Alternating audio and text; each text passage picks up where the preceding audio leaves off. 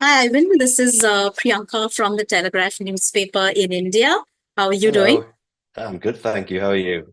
I'm doing very well. Pleasure to be able to speak to you. Big fan of your Yeah, work. And, thank you. I watched your series, quite a few episodes of it actually. And I think we're in for a really, really interesting ride. And I'm sure that, that those must have been a lot of reasons why you wanted to do this. Just wanted to Mm. kick off by asking that what were the primary reasons that made you want to be a part of this? Well, yeah, I mean, there's a few. I think initially it starts with the script and reading the first episode, and I loved how fast-paced it was. I loved how it sort of really kind of opens a door for a modern audience into all the workings of Rome. So it's not specifically sort of about a family or an emperor or the legion or whatever. It seems to be a cross section of life in Rome, particularly around the games and the charioteering, but very much, that insight into the year 79. So that was very interesting to me. And of course, once you say that Sir Anthony Hopkins is in it, then I'm interested immediately. Of course, yeah. As a Welsh actor, he's a god as far as I'm concerned. And then, and when you look at the script and how do you know who's going to be able to tell that story, and with Roland Emmerich at the helm, Mm. you know, he's the kind of visionary director that can create this um, world, bring it to life. Yeah.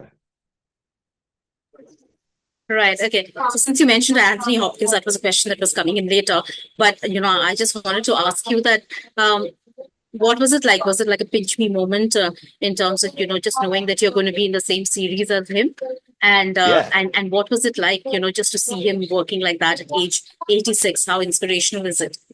Well, I mean, he's an absolute hero, being able to do that, and just having the hunger that he has to keep doing different parts and stuff, which is very inspirational for anyone, in whatever profession. But yeah, obviously it was a pinch me moment, but unfortunately, the Emperor Vespasian is probably the only character in the series that Tenax doesn't speak to.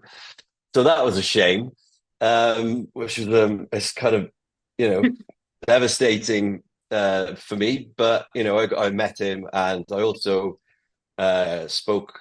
I'm very good friends with Jojo and Tom, who play his sons in it, and I got to live vicariously through them and hear their stories of how he was, and he just came in and loved.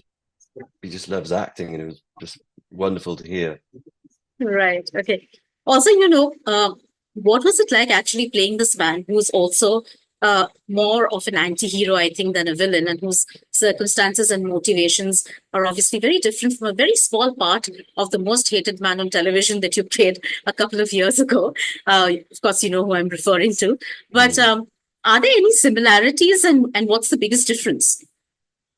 Well, I mean, they're incredibly different. I think first of all, Ramsey is just a psychopath who enjoys causing pain, and that's his hobby. That he loves being just disruptive, and although they are both ambitious, but in a very Hmm. different way. Tenax is a product of his environment. He grew up on the streets of ancient Rome, and as like a street kid, and he sort of clawed his way up through being ruthless and ambitious and clever, being able to look at situations and work out how to get the best out of it for him. um so he does things more. It has a purpose. He Hmm. doesn't want to Hmm. kill people, but unfortunately, if you're going to get in the way of something that he's doing, he doesn't do it out of because he wants to.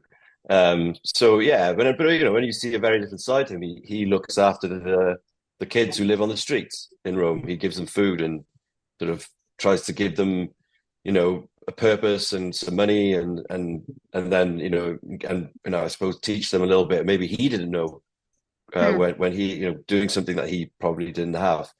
And yeah, so I think as you come on, you start to realize he's actually quite a compassionate person.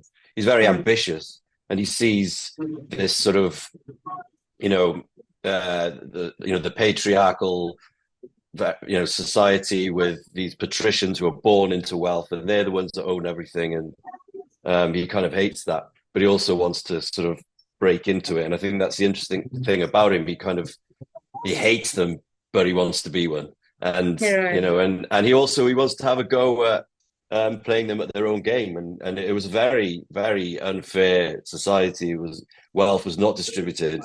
You could only reach so high because the what blood you were born with, what family you were born into.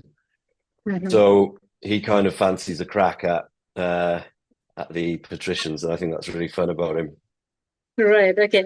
Um, Also, of course, you've played a variety of roles, and the idea of a good actor is to kind of slip into any kind of role. But when you play men who are gray, who are black, how tough is it to kind of go into that kind of a mind space? Isn't it detrimental? Does it kind of throw you off sometimes?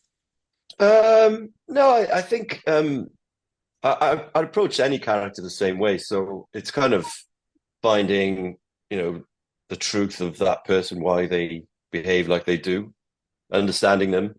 Um, and then, yeah, but I don't, the way I like to work as an actor is kind of like, I don't know, like children playing. So when you watch children playing, they're just completely in their world. And then it's like dinner time, and then they come and eat their food, and then okay, go play again, and then they're straight back into it. And that's how I try to be as an actor. So, um, when they say action, that's when I'm playing the character, and then when it's cuts, like I shake it off, and I don't carry them with me too much. Sometimes there's a little bit of a, but I very quickly shake it off, and I Right. don't let it get me down. Right. Also, what kind of prep went into playing this man? I was reading somewhere that you heard quite a bit of history podcasts, kind of going into hours and hours. And how much Yeah. does when you work on a drama like this? How much does the externals, like the costumes and the production design and all of that? How much does that Mm. aid you as an actor, especially on Oh, this one? it gives you so much as an actor. All this, yeah. I mean, the costumes are incredible, and the sets were incredible. The detail, it's every minute detail, working fountains, and our costumes and how you move. Of course, the first time I always feel that I start to really know how to play the character is when I put the costume on the first time, and then you feel different. Um, so yeah, that made a massive difference in this for this. Yeah, and obviously the preparation was, yeah. I listened to a lot of podcasts. Well, a podcast called The History of Rome, Hmm. because it's kind of like just telling a fairly detailed but quickish sort of crash course in the history. Obviously, it's hundreds of years of history before our story starts. So I went and Right. listened to that. It's called The History of Rome. A guy called Mike Duncan. So thanks, Mike.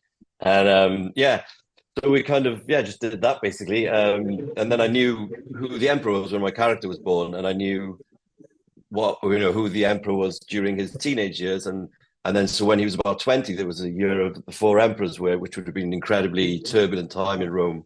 Hmm. um, so that's when he probably made his first sort of moves into getting you know to climb up the ladder in the underworld. And he would have used that, and then there's sort of 10 years of relative peace. So that would have been, again, that's him consolidating to get to where he is. So it was really interesting for me to get to sort of get into the mindset and just to understand the history and what happened. Right. But do you know enough to kind of at least qualify as a primary school teacher on the history of Rome? Oh yeah, definitely primary school. Yeah, yeah, no, yeah, At yeah. least. At least, yeah. Maybe not any higher than that. I could teach 6-year-olds. Yeah. Right. Okay. One last question that I wanted to ask you because I've run out of time is that, are you a fan of this genre as a viewer?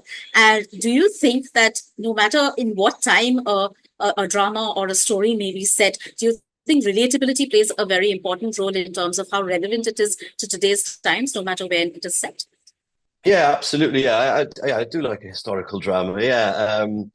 but yeah, I think absolutely, because I think we have to sort of see something of ourselves in what we're watching in order to empathize or relate with the characters. So I think with Those About to Die, what's brilliant about it is it's showing the sport element of everything, which is something that we haven't really seen anymore, and about factions and about the gambling and about the fans. Like there's fans in it, which I think was a lovely detail where there's fans who are arguing about which racing faction is the best and who the best charioteer is and stuff. And I think adding that element and the riots and all of that kind of stuff, you kind of you see how modern sport works, Mm, and gladiator fights, how obviously it was fighting to the death and with swords and stuff. But UFC or stuff, something like that is, that's essentially our modern, or boxing is the modern version of that, and people love that. So